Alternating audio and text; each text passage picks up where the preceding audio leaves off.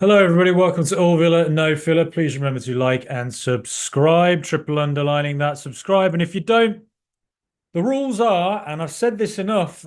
This is just my contacts at Google who own YouTube. Apparently, it means you're a Birmingham City fan. That's just what I've heard. So if you don't want to be a Birmingham City fan, you click that subscribe button, you click the alarm button, or whatever all the other YouTube guys or gals are saying.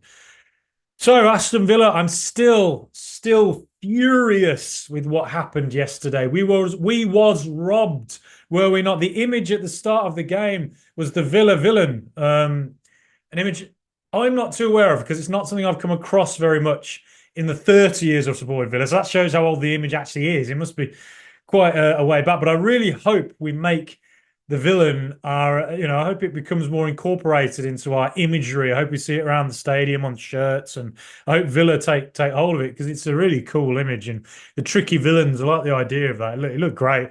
The tifos before the Champions League games. If it's the 1897 group, I think I'm not too sure if whoever is behind it, please comment down below. If you know, let me know because they're doing fantastic work, really are. To really add to the European feel, the unique feel of it all. Amazing stuff, and I'm sure whoever was there last night will have absolutely loved the experience of it as well. So yes, Aston Villa. We had the imagery of a villain, but no, we was the ones who was robbed because that goal should have stood. I've had 24 hours to think about it now. Maybe I overreacted by going to a police station last night to report a crime in the vicinity of the Aston area.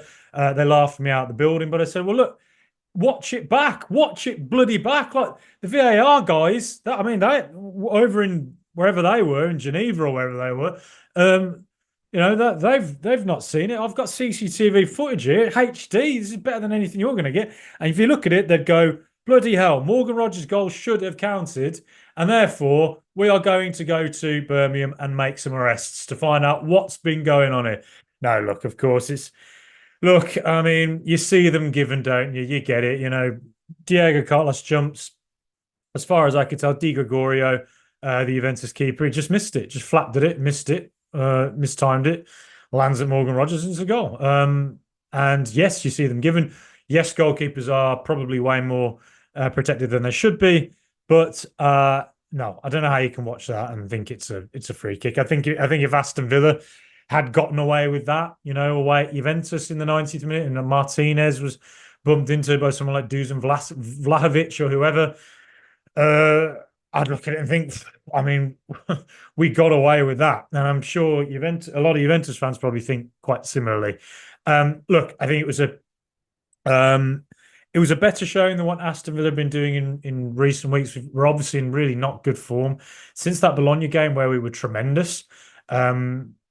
Just hasn't been good from Villa, has it really? And I think partly, because obviously I've not really been able to do the podcast much in the last month, so I've not been able to talk about it in too great a depth. But I think part of it, I think a couple of players have lost form at quite a similar time. I theorise part of it is that, it's just a theory. I don't know if it's the truth, but I theorise that partly it's the game volume. I think as a club and our players and our squad, we're not used to game after game after game after game. Saturday you're playing, then on the Wednesday you're playing, then on the Saturday you play again, then on the Wednesday you got another game, then Saturday, and then it's Tuesday, and then it's just and the intensity of these games now that Aston Villa are firstly in the Champions League, so the level of opposition we're playing is as high as it gets, and then on top of that you're going into physically probably the most demanding league in the world in the Premier League. Following that up, it's really difficult, and for a team that's not really experienced that, before, it is going to be an adaptation process. And so I do think it probably is a factor. I think it's something that, we saw with Newcastle last season. I'd like to think that, Newcastle really did drop off, although they sort of came back towards the end of the season and got back into the European places, even though they lost out because Manchester United won the FA Cup. So they ended up not, even though they finished ahead of United, then it ended up not being in Europe. I think with Villa, I have been thinking this season it could be quite similar to Unai Emery's first season at Aston Villa, where it was obviously the second half of the season where we really kicked on, and I've kind of been theorising that might be what happened this season. Happens this season. I mean, December again. You look at the sheer game volume. added on to what we've already just had. Chelsea this Sunday, Brentford next Wednesday, Southampton on the Saturday, Leipzig away, another game at the weekend. It just is absolutely bloody relentless. Now, whilst I think that is going to be a challenge, and I won't pretend I'm confident about the Chelsea game. I'm just not. I'm actually more confident about Aston Villa being the sort of nominal underdog against teams like Juventus and Bayern Munich than I am currently us going up against teams we play against a bit more regularly, like a Brentford, a Crystal Palace, and even Chelsea away. Now, if we go to Chelsea and we play with the same kind of, you know, tightness, that box shape, we've got Kamara there, if we have Konsa back and we have Cash there, those three, I think, will help Aston Villa defensively going forward. I think if they can run up a series of games together, Aston Villa will start to find their defensive surety. And if Amadou and Nana can come back in, who knows? Maybe you can have Nana and Kamara together. I tend to think that might not be what happens. I think it might be Kamara and Tielemans continues as that two for a while. And Anana, let's say because of the volume of games we've got, Kamara comes off after 65 minutes, then you've got Anana coming on. That's not a bad replacement, is it? That's pretty good. And then if Konsa and Cash can just stay fit and play regularly on that right-hand side of the defence, you'd have to think that's going to help Aston Villa to some extent. Now, I think the goals Villa have been conceding, we have been conceding these type of goals all calendar year. This is not a new phenomenon. Towards the end of last season, I think what was happening was Aston Villa were going 1-0 up, 2-0 up, 3-0 up.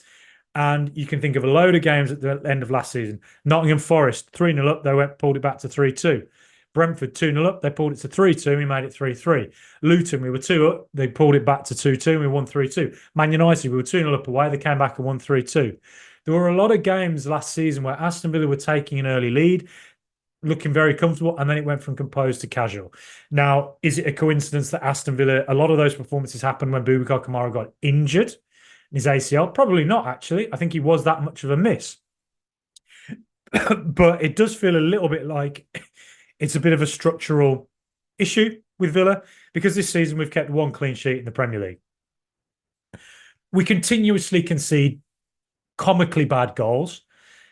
Wolves at home within about 10, 15 minutes, Diego Carlos passes it straight into the Wolves midfield. They score. Amadou Onana gets tackled by Dwight McNeil against Everton. They score. Across into the area. Simple ball into the box. Calvert-Lewin scores to make it 2-0 for Everton. We came back and won it, but still, made it hard for ourselves.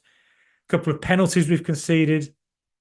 Tottenham, a poor substitution, took Rodgers off, the link man went, Duran and Watkins go up front together, and then there's no link between midfield and the strikers, and therefore there's just an acre of space for Tottenham to run into, and it went from 1-1 to 4-1 in double quick time. That was just a poor substitution, and to be quite frank, I haven't seen it with Watkins and Duran. I went to West Ham away last season when they played together. I didn't see it there. This season when they've played together, again, I'm not quite seeing it, really. Another topic got Bournemouth, which seems to be the start of this poor run, really. A game in which we were largely excellent for about 80 minutes. And then once we went 1-0 ahead, that final 10 minutes, we'd actually taken a lot of our more defensive players because we were going for the win.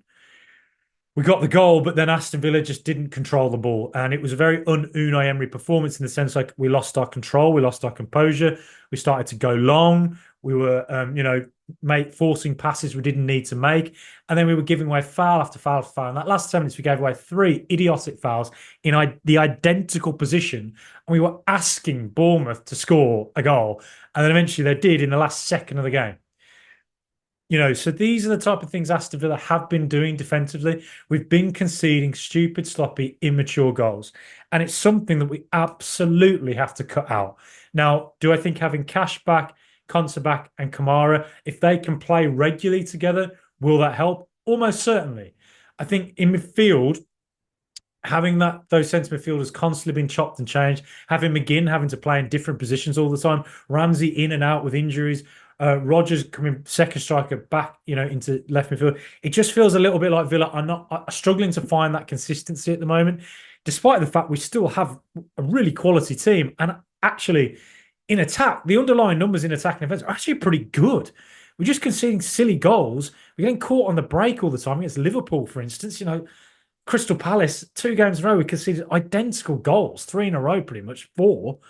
Um, it just feels a little bit like structurally there's something a bit off. That Aston Villa maybe just need to be a little bit more conservative, a little bit more composed, maybe just you know, a little bit more sure with where we're positioning players when the opposition are there to ensure that they basically don't have oceans of space to run into every single time they want to try and counter us.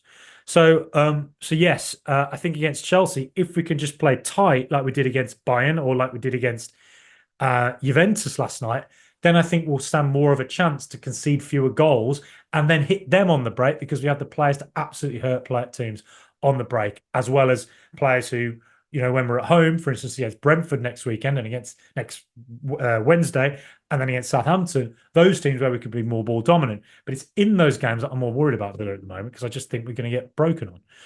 So I think with Villa, I think the form will come. I think we just need a solid basis of players to play somewhat regularly.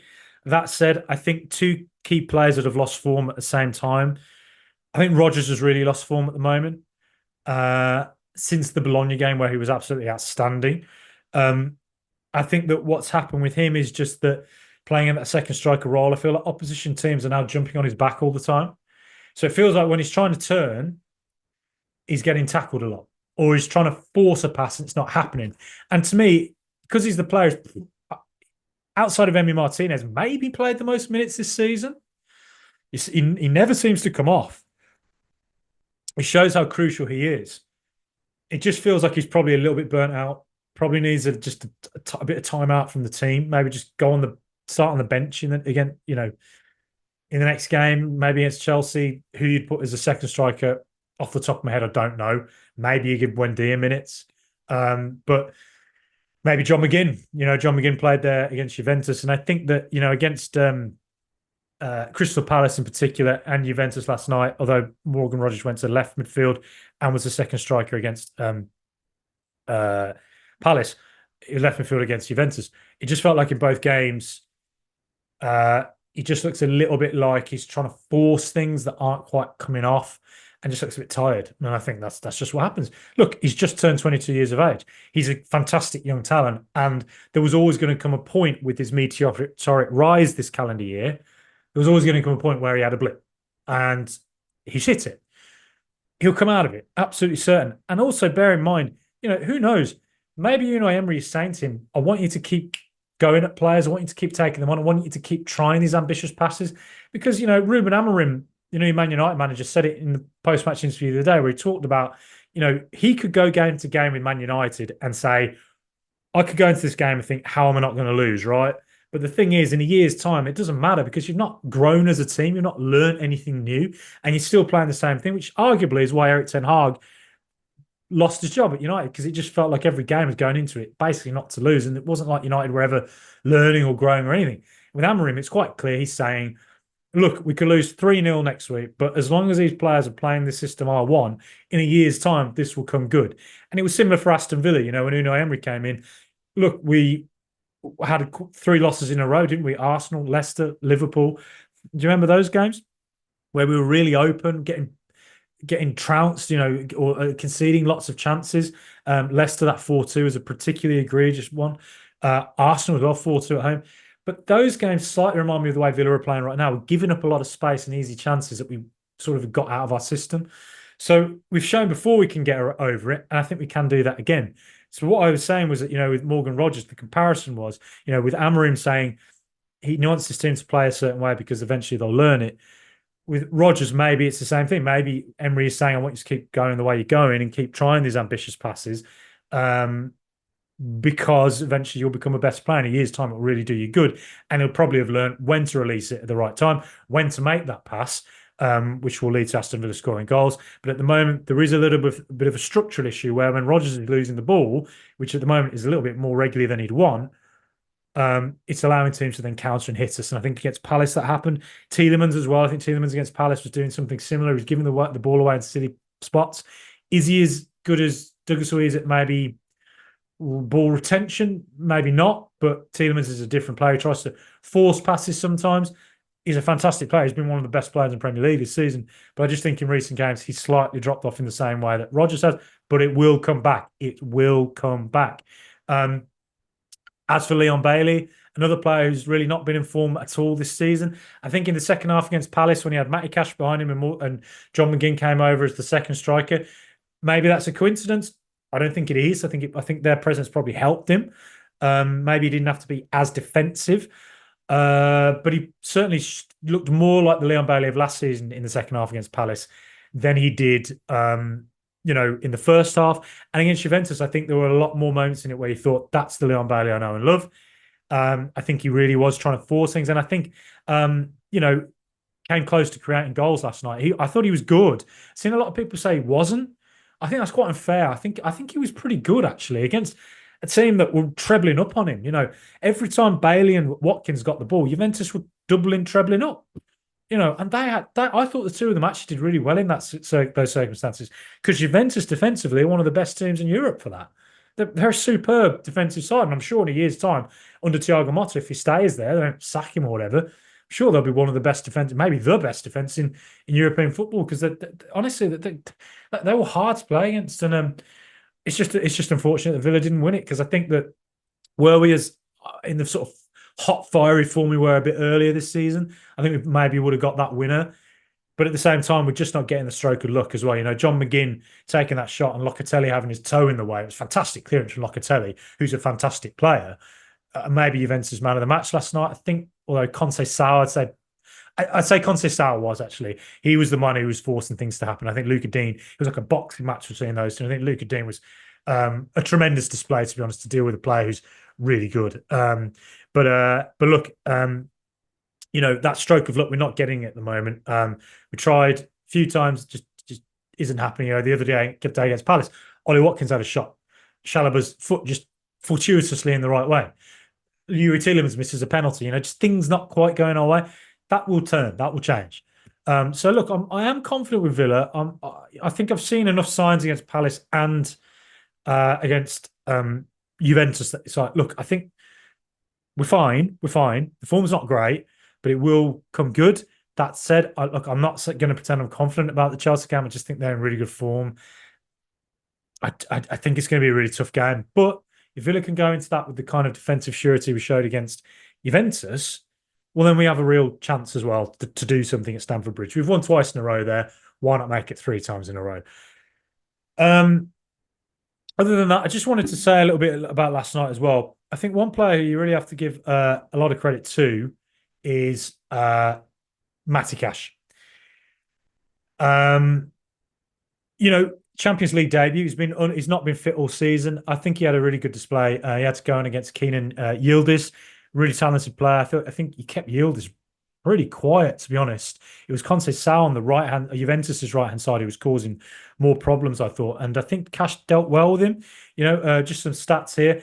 For Cash, 42 out of 43 passes, 97 pass completion rate, pass completion rate, best in the team outside the subs. Look, defenders, when they're not being pressed that hard, they can make easy passes, and probably it can bump up those numbers and sort of flats to deceive a little bit. But if you look at it, he actually passed into the final third a great deal as well. So it wasn't just safe passes. He was linking up with Leon Bailey quite a lot and trying to make things happen. 6 passes into the final third. It was the third best in the team. Tielemans was top with 8. And then on top of that, Matty Cash, 5 tackles and interceptions. And I love those interceptions because it shows a good reading of the game. It's game awareness and intelligence. Again, it can be a little bit flattering to tackles because sometimes someone can get past you and then you have to make that tackle to sort of save yourself. But look, 5 tackles and interceptions, 1 ahead of Yuri Tielemans, so the most in the team again. Kamara had 3. To have Boubacar Kamara back was massive. I thought he had such just presence, didn't he? And a kind of defensive surety that I think Villa, Onana's had it at times this season, but I think Kamara, I just think Villa are better with Kamara. I think we are. And then I think if you look at Juventus, Conceição, 12 take-on attempts. That's a phenomenal attempt and 8 successful. Fair play. I think Conceição looked really, really, really good. And I think if anyone was going to make anything happen for Juventus, it was going to be him. Whether he got into the box, won a penalty, whether he beat a man, got a ball across the area, or whether he scored. And Emi Martinez, world's number one, with one of the best saves you'll ever see in your life, saving Conceição's header at the back post. So look, positive signs for Villa. I think we've got a really tough December coming up again. Just the game volume. I've been talking about this since about October. I think I went on the Villa Park podcast, great podcast, great group of guys. And I actually said on that, I remember I said, like, if you look at Villa's fixture list, basically average a game every 3 days until the end of December. That could be a problem. And it has actually turned out to be one, I think. And I think it's going to continue to be one. I still think our results are going to be a bit up and down, if I were to guess. But at the same time, when you have a certain volume of games, if you can just get one stroke of luck, a shot bobbles in somewhere, at Chelsea, and what do you know? Suddenly we're back on fire and we win 5 games in a row or something. Who knows? Maybe that can happen. But look, I'm going to be cautiously optimistic and say I think Villa we'll get it back. We'll be okay. But just at the moment, I'm not surprised that we are as inconsistent as we are. But seeing Matty come back, see him have the type of performance he did last night, fair play to him. See Kamara back as well, type of performance he had against Juventus as well, fair play to him. So that's a good sign. And hopefully Conte's coming back in as well. Hopefully Villa will become a little bit more defensively sure because, my God, we've got to stop conceding goals in the Premier League. Anyway, please like and subscribe. Let me know what you think. Up the mighty Villa.